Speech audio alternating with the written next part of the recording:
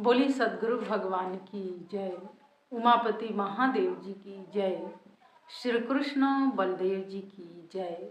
बांके बिहारी लाल की जय। जय श्री राम, जय श्री राम, जय जय श्री राम। प्रिय भगवत प्रेमियों, हम सब बहुत ही भाग्यशाली हैं कि जो परमात्मा के शब्दों को, विचारों को श्रवण कर पाते हैं, सुन पाते हैं, क्योंकि ये अमूल्य धरोहर है परमात्मा के। जो जनमानस ग्रहण करता है, जो जनमानस सीखता है, जो जनमानस सुनता है सजनों, क्योंकि आज किसी का प्रश्न है कि सभ्यता क्या है। सजनों, प्रश्न ही बड़ा गंभीर है। सभ्यता, हमारे जो पूर्वी सभ्यता थी वो सनातनी सभ्यता कही जाती है, लेकिन जो पश्चिमी सभ्यता आई उसे हम लोगों ने एक तरीके से गोद लिया, गोद में ले लिया, पकड़ लिया। सजनों, अब उसमें हम सभ्यता के बारे में अगर हम बात करें तो बहुत कुछ आता है, लेकिन सभ्यता का कुछ झांकियां, कुछ उदाहरण हम आज आपके समक्ष रखना चाहेंगे कि हमारी पूर्वी सभ्यता कैसी थी और पश्चिमी सभ्यता क्या है, जिसे हम लोगों ने गोद लिया, जिसे जबरदस्ती पकड़ा। तो सजनों, परिवार से फैमिली बनी, शांति से अशांति की ओर गए, अंतर्मुखी से बाह्यमुखी गए।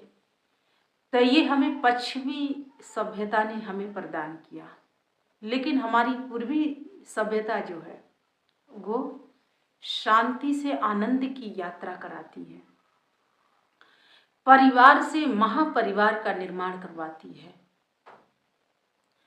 और वो अंतर्मुखी रहना सिखाती है। सजनों, ये अंतर है और इसी सभ्यता के अंतर्गत हम आज मानस पर चर्चा करते हैं। जिस समय भगवान श्री राम का वनवास हुआ, भरत जी चाहते तो सिंहासन ले सकते थे, बैठ सकते थे, क्योंकि उन्हीं का था, मांग में तो उन्हीं के लिए मांगा गया था। लेकिन सजनों, उन्होंने कहा कि नहीं, मैं दास बनूंगा, दास के भी दास रहूंगा, क्योंकि भगवान श्री राम तो अपने सभ्यता पर, अपनी संस्कृति पर अटल थे कि मुझे पिता की वचन को निभाना है और मैं लौट के जाऊंगा नहीं, 14 वर्ष के बाद ही जाऊंगा। लेकिन इधर जो भरत जी हैं वो अपने भी संस्कृति पर अटल थे, अपने नियम पर अटल थे कि इस सिंहासन पर बैठने के योग्य सिर्फ राम है, मैं नहीं हूं, और मैं किसी न किसी माध्यम से उनको लेके आऊंगा। सजनों, अब देखिए, भरत तो गए हैं और भरत जिस समय जाते हैं तो भगवान श्री राम ने बहुत समझाया, लेकिन भरत मानने के उसमें नहीं थे। तब वहां पर वशिष्ठ जी भी हैं और भी बहुत सारे ऋषि मुनि उपस्थित हैं, लेकिन वहां पर जनक आते हैं। जनक ने समझाया, क्योंकि एक तरफ का प्रेम था और एक तरफ की भक्ति थी। सजनों, प्रेम की जीत हुई और भरत ने भगवान श्री रामचंद्र के खड़ाऊं को शीश पर धारण किया और धारण करके लेके आते हैं अयोध्या। राज तो वही किए, देखा जाए एक तरीके से तो 14 साल सब कुछ नियंत्रण में वही रखे, लेकिन भगवान श्री रामचंद्र जी के जो पादुका था उन्होंने सिंहासन पर रख दिया और कहा कि एक राम है और एक सीता है, और उन्होंने उस पादुका को राम सीता माना नहीं, जाना। प्रतः दिन स्नान इत्यादि करने के उपरांत आते थे और वहां पर शीश नवाते थे, आशीर्वाद प्राप्त करते थे। ये हमारी संस्कृति है, ये हमारी सभ्यता है। लेकिन सज्जनों, वो परिवार था और परिवार से आगे महापरिवार बना।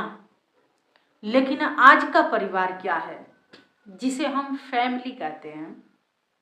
अब ये फैमिली शब्द कहाँ से आया? पश्चिमी सभ्यता है। फैमिली का मतलब घर में 2 भाई हैं, 3 भाई हैं, 4 भाई हैं, 5 भाई हैं, तो सबके लिए अलग अलग घर बन रहा है और अपने अपनी पत्नी के साथ सेपरेट रहना चाह रहे हैं। ये पश्चिमी सभ्यता ने हमने जो लिया उनसे, वो सभ्यता वो दे के गई है। तो सज्जनों, अलग अलग फैमिली लेके अपना अपना रहना हो रहा है। कितना बचा लें, कितना आगे बढ़ जाएं, कितना कर लें, लेकिन आगे बढ़ने के जो विचार है, क्या जीवन में शांति मिली? नहीं। क्योंकि जब सभ्यता ही ठीक नहीं है तो फिर शांति कहाँ से मिलेगी? सज्जनों, शांति तो पूर्वी सभ्यता में मिलती है, पश्चिमी सभ्यता में नहीं मिलती है। वो अशांति दिया। आज देखिए, 4 भाई हैं, 2 भाई हैं, 3 भाई हैं, 1 भाई हैं, एक जो बेटा है वो किससे अलग रहते हैं? अपने माता पिता से। बंटवारा हो जा रहा है। ये पश्चिमी सभ्यता ने हमें सिखाया, जिसे हमने गोद लिया, जिसे हमने पकड़ लिया और अपनी संस्कृति को हमने छोड़ दिया। और सज्जनों, यही कारण है कि आज इतना दुख है, इतना तनाव है और इतनी अशांति है। साधन संसाधन सब कुछ प्राप्त हुआ, लेकिन क्या शरीर में सुख है? नहीं है। पहले साधन नहीं था, लेकिन व्यक्ति निरोग रहता था, कोई बीमारी नहीं थी। लेकिन आज के समय में साधन संसाधन भरपूर है, लेकिन इतनी बीमारियां लगी हुई हैं। किसी से भी आप पूछ लीजिए, 1-2 बीमारी उसके शरीर में लगी ही है। लेकिन पहले के जो लोग थे, 80, 110 बरस, 20 बरस, 100, 1.5 साल तक लोग जीते थे, लेकिन कोई बीमारी नहीं होती थी। आंख अंधी नहीं होती थी, कान बहरा नहीं होता था, आंखों पर चश्मा नहीं लगता था, शब्द नहीं लड़खड़ाते थे, पैर नहीं लड़खड़ाते थे, क्योंकि उन्होंने अपनी पूर्वी सभ्यता को अपनाया था, धारण किया था। लेकिन आज के जो जनरेशन है, कुछ समय पहले से पश्चिमी सभ्यता चल रही है। हमें बहुत अच्छा लगता है, अपने थाली का भोजन अच्छा नहीं लगता है, दूसरे के थाली का भोजन बहुत अच्छा लगता है, बहुत प्रिय लगता है। और दूसरे की थाली के भोजन क्या है? फॉर्मेलिटी, दिखावा। सज्जनों, जैसे हमारी जो संस्कृति है, हमारी जो सभ्यता है, वो ये है कि पहले शादियां होती थी तो शादियों के साथ जिम्मेदारियां भी बताई जाती थी और वो व्यक्ति जिम्मेदारी लेके चलता था। लेकिन आज की जो शादियां हैं, पश्चिमी सभ्यता जो है, वो क्या है कि आप अपनी फैमिली लेके सेटल हो जाइए, अलग हो जाइए और बाकी परिवारों से कोई लेना देना नहीं है। ये पश्चिमी सभ्यता है। लेकिन हमारी पूर्वी सभ्यता ये है कि चाहे 5 भाई हों, चाहे 4 भाई हों, चाहे 10 भाई हों, चाहे 1 हो, वो अपने परिवार में सेटल रहता था, अपने परिवार के लिए जीता था और अपने परिवार के लिए मरता था। ये हमारी संस्कृति हमें सिखाती है। और सज्जनों, इसीलिए जो भरत थे वो अपने भाई के जगह पर नहीं बैठे और कहे कि मैं राजा नहीं बनूंगा, लेकिन उन्होंने उस कार्य व्यवस्था को संभाला, कार्य किया। ये हमारी पूर्वी सभ्यता है। और सज्जनों, उनके भी परिवार थे। राम जी की पत्नी राम जी के साथ गई थी। लखन जी की जो पत्नी उर्मिला है वो महल में थी, और भरत की पत्नी मांडवी है, शत्रुघ्न की पत्नी सुकीर्ति है। सजनों, अब उर्मिला तो छोटी हैं और मांडवी उनसे बड़ी हैं, भरत की पत्नी। तो भरत की कुटिया में जब तक दीपक जलता था, इधर मांडवी अपने महल की अटारियों पे चढ़ के देखती थी। जब तक वो दिया जलता था तब तक वो सोती नहीं थी, क्योंकि स्वामी अभी जाग रहे हैं। जब वो दिया बुझ जाता था तब मांडवी जाके कहीं सोती थी। और एक दिन कौशल्या ने यह दृश्य देखा कि अटारियों पे कोई चल रहा है, किसी की परछाई है। सजनों, कौशल्या वहां जाती हैं, वो सोचती हैं कि इस रात्रि में कौन जाग रहा है। तो सजनों, वहां पर वो देखती हैं कि मांडवी है जो अटारियों पे घूम रही है। कौशल्या कहती हैं कि हे मांडवी, तुम ये अर्धरात्रि में क्यों घूम रही हो? तो मांडवी की आंखों में आंसू है और कहती है कि माताश्री, मैं इसलिए जाग रही हूँ, मैं इसलिए घूम रही हूँ क्योंकि मेरी सीता दीदी, मेरी बड़ी बहन, जब वन को जा रही थी तो उन्होंने तीनों माताओं की जिम्मेदारी में मुझे दिया और कहा था कि अब तुम बड़ी हो और तुम इस जिम्मेदारी को भली भांति निभा सकती हो, और इसीलिए मैं जाग रही हूं कि किसी को कोई परेशानी तो नहीं है। और अभी मेरे स्वामी सोए नहीं हैं, अभी उनके कुटीर में दीपक जल रहा है, और जब तक उनका दीपक नहीं बुझेगा मैं अपने कक्ष में कैसे जा सकती हूँ। सजनों, ये है हमारी पूर्वी सभ्यता जो परिवार को जोड़ के रखती है। लेकिन पश्चिमी सभ्यता क्या है, जो आते ही अलग की बात की जाती है, परिवार में कलह कलेश पैदा किया जाता है, परिवार को कैसे तोड़ दिया जाए, कैसे बांट दिया जाए, कितना मेरा हो जाए, ये कौन कर सकता है? ये किसकी सभ्यता कर सकती है? जो लुटेरे होते हैं उनकी सभ्यता पश्चिमी सभ्यता है, जो मैं आपको बता रही हूँ।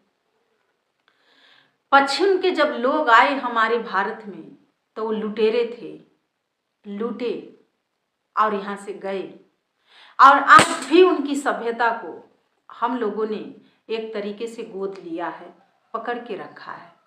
और सजनों, अपनी सभ्यता को हम लोगों ने छोड़ दिया है। हमारी सभ्यता हमेशा जुड़ना सिखाती है, तोड़ना नहीं सिखाती है। लेकिन सजनों, आज की जो सभ्यता है वो क्या है? आप कौन हैं? आप कहाँ से आए हैं? सजनों, ये है आज की सभ्यता। लेकिन जो हमारी पूर्वी सभ्यता थी ये थी कि आप आए हैं तो आप पहले जलपान करिए, आप बैठिए, फिर कोई बात होती थी। तो सजनों, ये सभ्यता है। और उर्मिला इसके जीवंत उदाहरण है, मांडवी इसके जीवंत उदाहरण है, सुकृति इसकी जीवंत उदाहरण है कि जिन्होंने अपने परिवार को जोड़ के रखा, टूटने नहीं दिया, बिखरने नहीं दिया, लड़ने नहीं दिया आपस में। लेकिन सजनों, आज की सभ्यता क्या है? भाई भाई का सर काट देता है, भाई की पत्नी भाई को गाली देती है, लड़ती है, मारती है, क्या नहीं करवाती है। ये पश्चिमी सभ्यता जो आज के लोग कहते हैं कि हम बहुत पढ़े लिखे हैं, उनकी सभ्यता ये है। तो सजनों, हमारी पूर्वी सभ्यता बहुत अच्छी थी, कम से कम परिवार को जोड़ के तो रखती थी, परिवार से महापरिवार का निर्माण करती थी, शांति से परम शांति को प्राप्त करती थी। अंतर्मुखी से जो व्यक्ति अंतर्मुखी होता था वो परमानंद में विलीन हो जाता था। ये हमारी सभ्यता है जिसे पूर्वी सभ्यता कहते हैं। तो सजनों, भारत का जो चरित्र है वो बहुत ही अनोखा है। भरत जब सोते थे तो जमीन में एक हाथ गड्ढा खोद के सोते थे कि मेरे भैया, मेरे स्वामी, मेरे भ्राता इस जमीन पर लेटते हैं, तो मैं तो उनका दास हूँ, मैं तो उनका छोटा अनुज हूँ, मैं तो उनका भाई हूँ, तो मैं इस जमीन में गड्ढा खोद के मैं बैठूंगा और लेटूंगा। ये हमारी सभ्यता है, पूर्वी सभ्यता। और सजनों, भरत मात्र इतना ही नहीं करते थे, भरत पूरे दिन देख रेख करते थे राज्य की सीमा में कौन प्रवेश कर रहा है, कौन कहाँ जा रहा है। और उनकी सीमा क्या थी? अपना उत्तर प्रदेश। और सजनों, जब जैसे आज के समय में हम कहें तो आज के समय में एरार लगा है ना, जब कोई दूसरे देश में जब कोई यंत्र या कोई व्यक्ति प्रवेश करता है तो रेडार बता देता है ना। ऐसे ही भारत के जो छानबीन थी, जो निगरानी थी, वो एरार की तरह ही था। और सजनों, इधर जब हनुमान जी जब गुजर रहे थे तो भरत को सूचना कैसे मिल गई थी? क्योंकि उनकी निगरानी थी, उनका चौकन्ना था, उनकी दृष्टिकोण ऐसी थी कि वो एक जगह होते हुए भी चारों तरफ की गतिविधियों पर दृष्टिपात रखते थे, हर सूक्ष्म से सूक्ष्म वस्तुओं को भी देख लेते थे।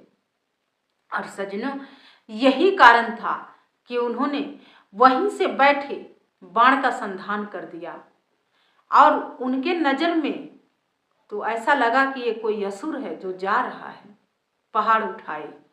लेकिन जब उत्तर प्रदेश के बॉर्डर में वो प्रवेश किए तो वहीं पर वो जमीन पर आके गिर पड़े, क्योंकि यहाँ का जो सूक्ष्म पारदर्शिता जो थी वो बहुत ही अलौकिक थी।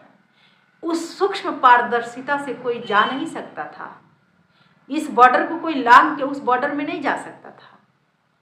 भारत की पारदर्शिता ऐसी थी, इसलिए भगवान श्री राम निश्चिंत थे, 14 वर्ष वनवास में रहे, क्योंकि वो जानते थे कि भारत के रहते मेरे उत्तर प्रदेश में कुछ हो नहीं सकता है, सब कुछ शांतिमय होगा, सब कुछ अच्छा होगा।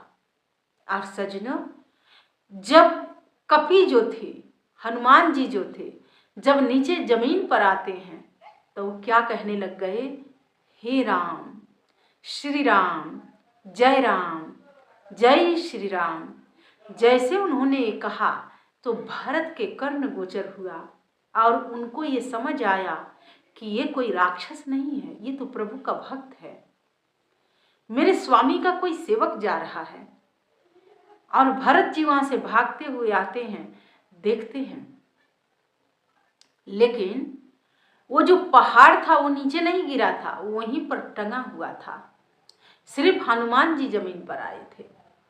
और भरत को देखने मात्र से समझ आ गया और उन्होंने कपि को, हनुमंत जी को उठाया और पूछा कि तुम कौन हो और कहाँ जा रहे हो?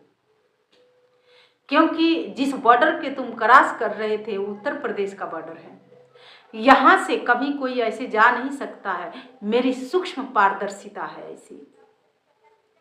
हनुमान जी ने कहा, सारी घटना विवरण से उन्होंने बताया और भरत जी ने कहा कि हे हनुमान, राम के चरणों में मेरी भक्ति है, मेरा प्रेम है, तो इसी बाण पर मैं आपको भेज दे सकता हूँ और आप इसी क्षण आप राम के पास पहुंच जाएंगे। तो हनुमान जी ने कहा कि नहीं भरत जी, आप में और स्वामी में कोई अंतर नहीं है, कोई भेद नहीं है। आपको देखता हूं और राम को देखता हूं, तो राम में आप दिखते हैं और आप में राम दिखते हैं, इसीलिए राम आपकी बात हमेशा करते थे। और आज आपसे मिलके मुझे ये पूर्णता आभास हुआ कि आप तो राम के ही स्वरूप हैं। सजनों, किसी की भक्ति करना इतना आसान नहीं होता है। कहते हैं ना कि राम के भजे तो राम के होए, जो राम को जो भजता है वो राम का ही होता है। इसीलिए जिसके जो भजता है उसी के जैसे बन जाता है।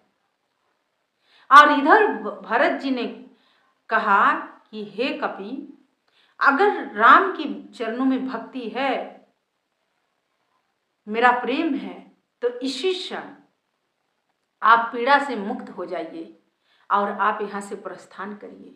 और सज्जनों, भक्त का प्रमाण यही है कि वो अपनी भक्ति से कुछ भी कर सकता है। और उसी क्षण जैसे भरत ने कहा कि अगर राम के चरणों में मेरी भक्ति है, मेरा प्रेम है, तो आप इस पीड़ा से मुक्त हो जाइए, तो जो हनुमान जी थे उस पीड़ा से उसी क्षण छुटकारा मिल गया, उनको मुक्ति मिल गई। लेकिन सज्जनों, यहाँ हम थोड़ा विचार करते हैं, आज के लोग कैसे हैं? आज भी लोग भक्ति करते हैं, किसी की पीड़ा नहीं हरते हैं, पीड़ा को देते हैं। किसी की पीड़ा को लेते नहीं हैं, पीड़ा को उपजाते हैं, पीड़ा जानबूझ के पैदा करते हैं। ऐसे भक्त हैं आज के समय में सज्जनों। इसीलिए आप देखिएगा भरत जी कैसे भक्त हैं और आप कैसे भक्त हैं। राम के भजे सो राम के हुए, वो राम के रात दिन ध्यान करते हैं तो राम जैसे हो गए हैं। लेकिन आप तो सिर्फ लेबल लगा के घूम रहे हैं, तो फिर क्या भक्ति, क्या आध्यात्मिक? सज्जनों, यही अंतर है। क्योंकि आज के समय में सिर्फ व्यक्ति को शोशाबाजी करना आसान लगता है, दिखावा करना आसान लगता है। सज्जनों, आज आपके ही घर में कोई पीड़ा से तड़प रहा है, लेकिन आप बहुत बड़े आध्यात्मिक हैं, बहुत बड़े भक्त हैं, क्या आप उसे पीड़ा से मुक्त कर सकते हैं? नहीं, क्योंकि भरत की जैसी भक्ति होनी चाहिए, तभी वो व्यक्ति मुक्त होगा। तो इसीलिए सज्जनों, नकल करने से पहले अकल की आवश्यकता पड़ती है। और हनुमान जी वहां से उठे और उसे पहाड़ को फिर से धारण किए और वहां से आगे की यात्रा प्रारंभ किए। सज्जनों, भक्त और भगवान में कोई भेद नहीं होता है, दोनों एक जैसे ही होता है। लेकिन जहाँ प्रमाण की आवश्यकता पड़ती है, जैसे भगवान प्रमाण देते हैं वैसे भक्त भी प्रमाण देते हैं। और सज्जनों, यही है सभ्यता, पूर्वी सभ्यता और पश्चिमी सभ्यता। तो आज जो भक्ति है उसमें भी पश्चिमी सभ्यता आ गई है। जैसे वो लोग लुटेरे थे ना, वैसे आज के समय में लोग भी लुटेरे बन के घूम रहे हैं और हमारी पूर्वी सभ्यता को कलंकित कर रहे हैं, पूर्वी सभ्यता पर कलंक लगा रही हैं। तो मैं आपको बता दूं, पश्चिमी सभ्यता आई और आके चली भी गई और बहुत लोग अपना के बैठे हैं, लेकिन उससे कुछ प्राप्त नहीं हुआ। अगर किसी को कुछ प्राप्त हुआ तो वो पूर्वी सभ्यता से ही प्राप्त हुआ, पूर्वी सभ्यता से ही उनको कुछ हासिल हुआ और आगे भी हासिल होगा। इसीलिए अपना ये 3-5 का जो दिमाग है वो अपने पास रखें, वही अच्छा होगा। क्योंकि हमारी जो पूर्वी सभ्यता है वो बहुत ही अच्छी है, हमारी जो संस्कृति है वो बहुत ही अच्छी है। क्योंकि हमारी संस्कृति हमें जोड़ना सिखाती है, तोड़ना नहीं सिखाती है। लेकिन पश्चिमी जो सभ्यता है वो हमेशा तोड़ती है, चाहे भक्ति का विषय है, चाहे समाज का विषय है, चाहे देश का विषय है, चाहे परिवार का विषय है, वो बांटना सिखाती है, तोड़ना सिखाती है, जोड़ना नहीं सिखाती है। इसीलिए सज्जनों, हमारी पूर्वी संस्कृति, पूर्वी सभ्यता को बहुत बहुत धन्यवाद। और मैं तो ये परमात्मा से प्रार्थना करूंगी कि सबके जीवन में, सबके घर में, सबके परिवार में हमारी पूर्वी सभ्यता कायम रहे, हमारी संस्कृति कायम रहे सज्जनों। क्योंकि जब तक हमारी संस्कृति जीवित है तब तक हमारे संस्कार जीवित हैं और इसको कोई ना कोई तो जीवित रखता ही है। इसीलिए सज्जनों, दिखावटी और बनावटी बहुत आया इस पूर्वी देश में, लेकिन वो ज़्यादा दिन टिका नहीं और ना ज़्यादा दिन चला। लेकिन जो हमारी संस्कृति है, जो हमारा धरोहर है, जो हमारी सभ्यता है, वो आज भी यूं की यूं है और आगे भी यूं के यूं रहेगी। इसीलिए सज्जनों, हमें गर्व है अपनी सभ्यता पर, अपनी संस्कृति पर। लेकिन ये लुटेरों की संस्कृति, लुटेरों की सभ्यता, ये हमेशा दरारें पैदा करती हैं, गैप पैदा करती हैं और तोड़ना सिखाती हैं, बांटना सिखाती हैं, लड़ना सिखाती हैं। तो इसीलिए हमारे भारत में ऐसी सभ्यता के कहीं भी न स्थान है, न कहीं जगह है। तो इसीलिए सज्जनों, आइए, यही कुछ विचार थे और यही आपके प्रश्नों का उत्तर है कि हमारी सभ्यता कायम रहे, आज भी रहे, आगे भी रहे, हम ना रहें तब भी रहे, चिरकाल तक रहे, अनंत काल तक हमारी सभ्यता थी, है और आगे भी रहेगी। ऐसी संस्कृति हमारी है, हमारी भारत की पहचान हमारी संस्कृति है। तो सज्जनों, यही कुछ भाव थे जो हम आपके समक्ष आपके प्रश्नों को लेके उपस्थित हुए थे। आपने प्रश्न किया था कि सभ्यता क्या है। तो सभ्यता हमेशा जोड़ना सिखाती है, तोड़ना नहीं सिखाती है। और सज्जनों, ये कुछ झांकियाँ थी जो भगवान श्री राम के परिवार में मैं आपको लेके गई थी।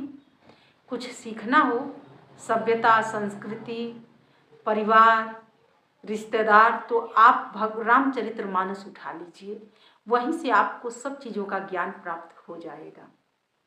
तो आइए, भगवान के चरणों में जय घोष अर्पित करते हैं। तो बोलिए वृंदावन बिहारी लाल की जय, श्री कृष्ण बलदेव जी की जय, उमापति महादेव जी की जय। जय श्री राम, जय श्री राम, जय जय श्री राम। धन्यवाद।